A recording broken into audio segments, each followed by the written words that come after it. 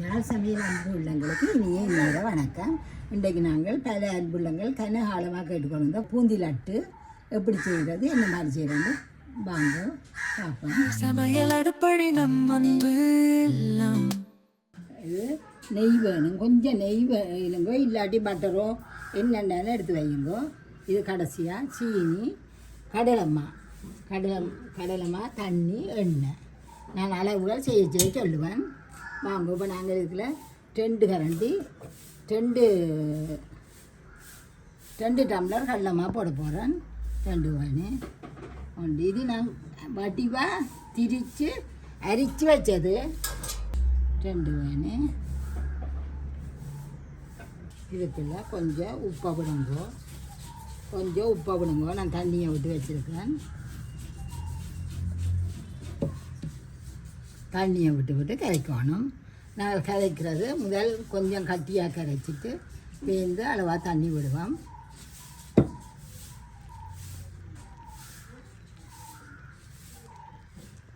தண்ணி விடு இல்லை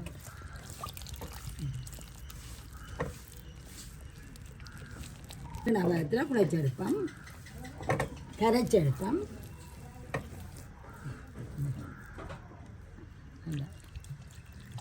நல்லா இப்படி கரைச்சி இதை நாங்கள் வடித்து எடுக்கணும். நீங்கள் என்ன தான் செய்தாலும் கட்டி எழுதுகள் இருக்கும். மாவை போட முதல் மாவையும் அரிக்கணும், கரைச்சா பிறகு இதையும் வடிக்கணும். நாங்கள் வடிக்கணும். வடிக்கல நாங்கள் வடிக்க தெரியும், இப்படி ஊற்றுன்ற பதம் தெரியும் பாருங்கோ. இதை நல்லா ஒட்டு கட்டையும் இல்லாமல் வடிக்கணும். வடித்து கடைசியில் ஒரு கரண்டி தண்ணியையும் விட்டு கரைச்சி விடுங்கோ. அப்படியே எல்லாத்தையும் வடித்து போட்டு காட்டுறேன்.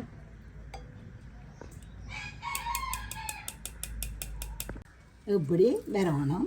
இதை கொண்டு நாங்கள் அரை மணித்தால் மூடி வைப்போம். இதுதான் பதம் பாருங்கோ, மூடி வைப்போம். அரை மணித்தால் மாய்ச்சிது. நாங்கள் இதை அடுப்பை மூட்டி எண்ணெயை காய வைப்போம். இதை வித்தியாசமான இது எல்லாருமே செய்யக்கூடிய இருக்கும். இந்த பூந்தி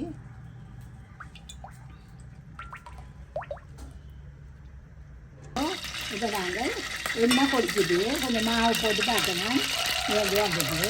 இப்போ நாங்கள் இதில் நல்லா ஒவ்வொரு காலம் செய்யறதுல நல்லா கலப்பிடுறோம், அடைஞ்சிடும். இப்போ இது எடுத்து விட்டமில்ல வீட்டுக்குலாம் கேட்காதுங்க, வெளியில் கட்டுங்க. இது கொஞ்சம் கணக்க விழுந்தாலும் பரவாயில்லை. உங்களுக்கு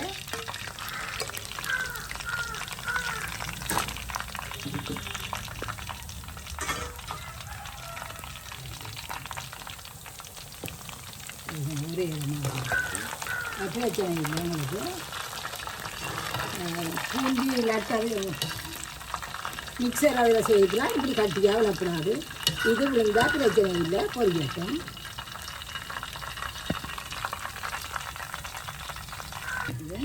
ஒவ்வொருத்தரும் ஒரு கலர் வகைகள் போடுவாங்க. நாங்கள் ஒன்றுமே செய்கிறதில்லை. உங்களுக்கு விரும்பினா மஞ்சள் போடுங்க. இது இதே நல்லா இருக்கும். சீனியெல்லாம் போட நல்லா எல்லாத்தையும் படித்து விட்டு எடுத்து அதே வடிவத்துக்குள்ள போடலாம். கொஞ்சம் கூட விடலாம். இதுக்குள்ள கணக்கு இப்போ பரவலாக விடுவோம். நான் அப்போது ஒரே இடத்துல பிடிச்சபடியாக இதாக வந்துட்டுது. இதை கரண்டி ஆட்டி பரவலாக பிடிக்கும்போ. அப்போ ஒரு கரண்டி போட்டுனா இன்னொரு கரண்டி போடலாம்.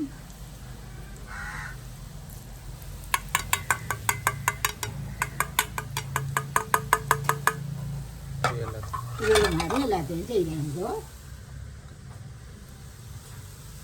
இப்போ பாருங்க, நான் பரவலாக போட்டபடியாக இந்த மாதிரி வந்துருக்கேன். அப்போது ஒரே இடமா கையை கொஞ்சம் மரக்கையெல்லாம் போயிட்டுது. பரவலாக போடுங்கோ, வெறும் பொறிச்சு எடுப்போம். ஒவ்வொருத்தரும் 2 நிமிஷத்தில் எடுப்போம், 5 நிமிஷத்தில் எடுப்போம்னு சொல்லுவோம்.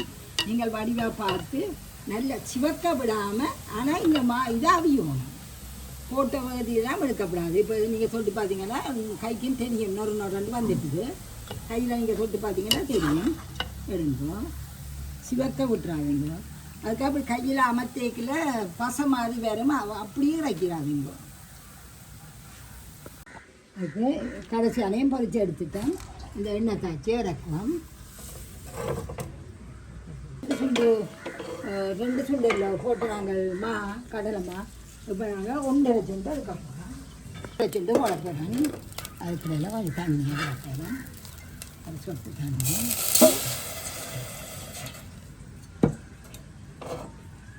1.5 சுண்டு சீனியில் 1/2 சுண்டு எடுத்துட்டேன்.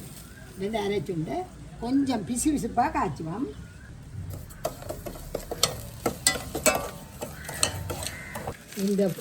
இந்த பூந்தியை எடுத்து நல்லா ஆறிட்டு நல்லா ஆற விடணும். இப்போ இது பொறிச்சு 15 நிமிஷத்துக்கு மேலே ஆச்சு. இப்போ இதை ஒரு சுற்றி போட்டு வாங்க. ஒரு சுற்று பல்ஸில் விடுங்க.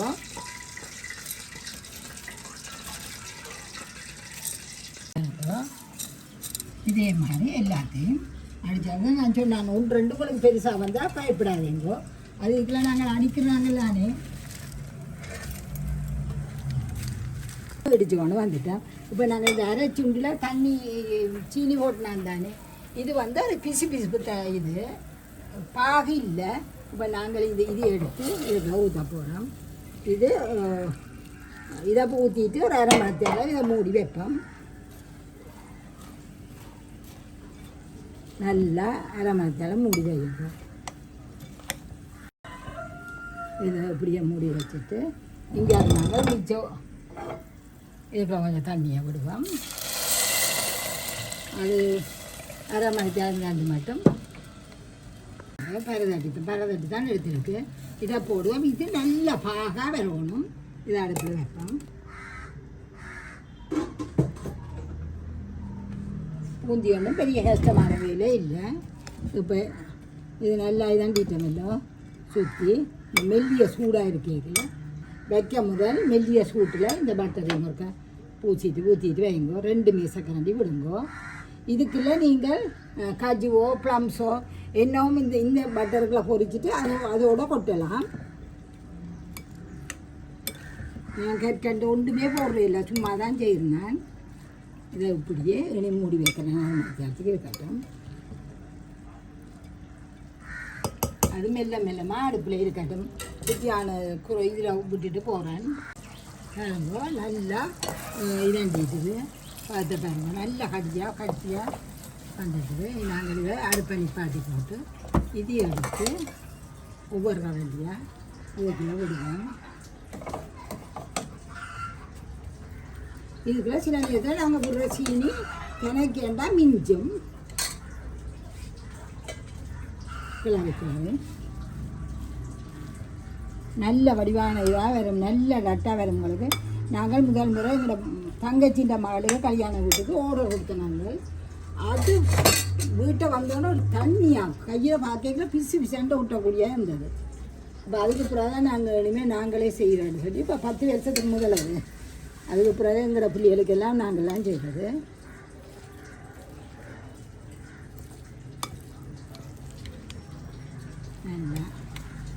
நல்லா அடி கொடுத்து கிளம்பும்.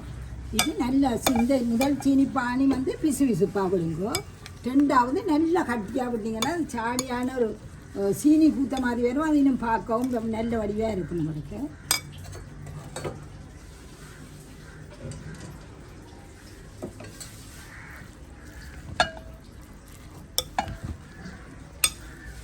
நல்ல வடிவாக பிரட்டியாச்சு.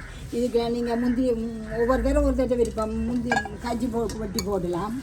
அந்த நெய்க்கில் வறுத்து முந்திரியை பழம் வெட்டி போடலாம். முந்திரி வத்தல் பாருங்க. இப்போ ஒரு கரண்டி கிடையாது. இது நாங்கள் அண்டைக்கு வறுத்து வச்ச சீனியும் ஏலக்காயும் போட்டு வறுத்து அரைச்ச தூள். இப்போ இதில் உங்களோட வாசத்துக்கு பிறகு ஒரு மீசக்கரண்டி வேணும் போடுங்க.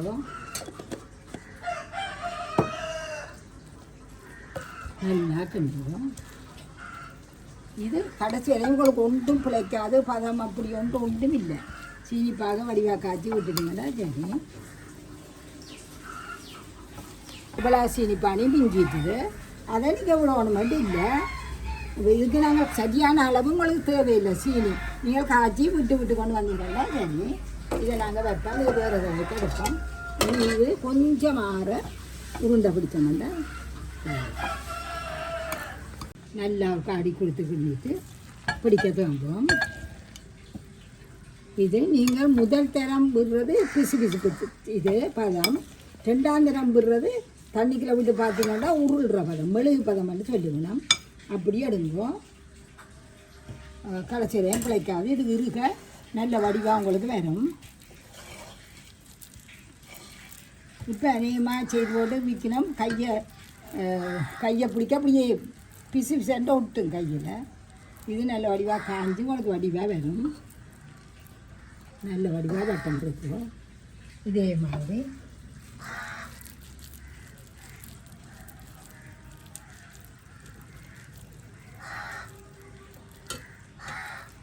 நல்ல வடிவாக சுற்றி எடுக்கணுங்களா. புள்ளியெல்லாம் நல்ல வடிவாக பிடிக்கணும்.